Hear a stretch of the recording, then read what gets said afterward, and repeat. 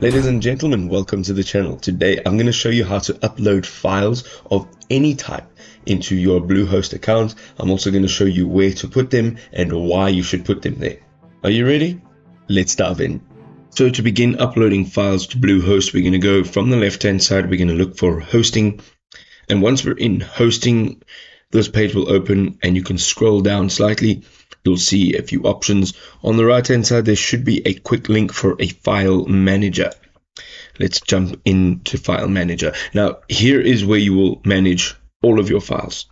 What we want to look for is the public HTML. Let's double click on that and it'll open up public HTML.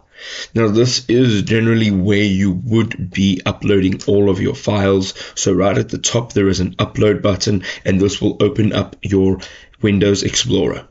Let's go over here and select file. I've selected my file. It is now uploading. Depending on the size of the file, it should take a little bit longer. And here at the bottom, you can click on go back to your directory. So it is in here now. It is a zip file, and if you right click on it, you can click on extract. Here you can type in the path, but for now we're going to say extract files. We want to leave it exactly where it is, and it's now telling you that it's been extracted. And let's say close.